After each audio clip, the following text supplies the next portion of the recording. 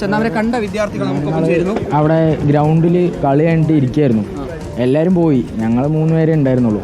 അപ്പോൾ ഒരു സാറ് അവിടെ നിന്ന് ആളെ ഓട്ടിച്ചിട്ട് നിൽക്കടാണ്ട് പരിപാടിണ്ടായിരുന്നു. അപ്പോൾ ഞങ്ങൾ ഒരാൾ ഓടണ ഫുഡ് കേട്ടു. അപ്പോൾ ഞങ്ങൾ കയ്യിലുണ്ടായിരുന്ന വടിയൊക്കെ എടുത്തിട്ട് ഇറങ്ങി.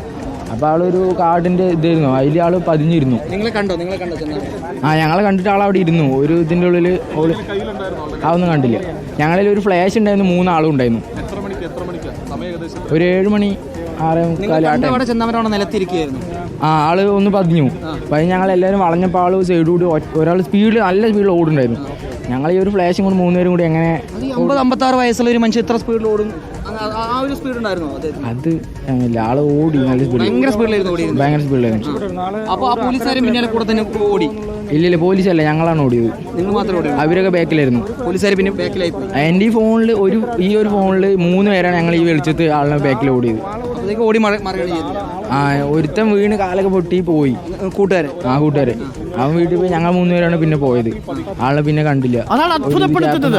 58 വയസ്സുള്ള ചെന്താമരയ്ക്ക് ഓരോ ദിവസവും ഈ കളിക്കളത്തിലിറങ്ങി ഫുട്ബോൾ കളിക്കുന്ന ഒരുപാട് നല്ല മിടുക്കന്മാരായിട്ടുള്ള കായികശേഷിയുള്ള ഈ കുട്ടികളെ തോൽപ്പിച്ച് ഓടി മറഞ്ഞു എന്നുള്ളത് നമ്മളെ അത്ഭുതപ്പെടുത്തുന്നു. കേരള പോലീസിലെ എണ്ണം പറഞ്ഞ പോകാനുള്ള ചാൻസ് ഇല്ല. പിന്നെ ഇങ്ങോട്ട് പോയി അവിടെ നിന്ന് കനാല് ചാടി ഓടിയതാണെങ്കിൽ അപ്പുറത്ത് ഫുള്ള് പറമ്പാണ്, ഫുള്ള് ലോങ് ആണ്. അവിടെ നിന്ന് അങ്ങോട്ട് ഈ നെല്ലിക്കാട് ചാത്തമംഗലം പറഞ്ഞാൽ പോകാൻ സാധ്യതയുണ്ടോ?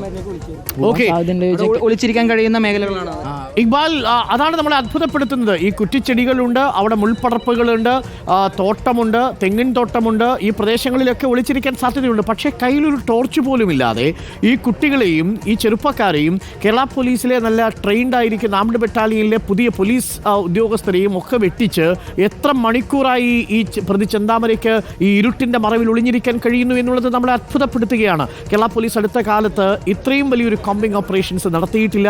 ഒരു തരത്തിലുള്ള സാങ്കേതിക വിദ്യയും ഉപയോഗിക്കാതെ, ഒരു തരത്തിലുള്ള അത്യാധുനിക വിദ്യയും ഉപയോഗിക്കാതെ തൊട്ടടുത്തുള്ള വനപ്രദേശത്ത് ഒളിച്ചിരിക്കുകയും പകൽ സമയത്ത് എപ്പോഴെങ്കിലും ആരുടെയും കണ്ണിൽപ്പെടാതെ ഈ സഹോദരിയുടെ വീട്ടിൽ വന്ന് ഭക്ഷണം കഴിച്ച് മറിയുകയുമാണ് ഇയാളുടെ പതിവെങ്കിൽ ആ പതിവാണ് ഇന്ന് വൈകുന്നേരവും കണ്ടത്.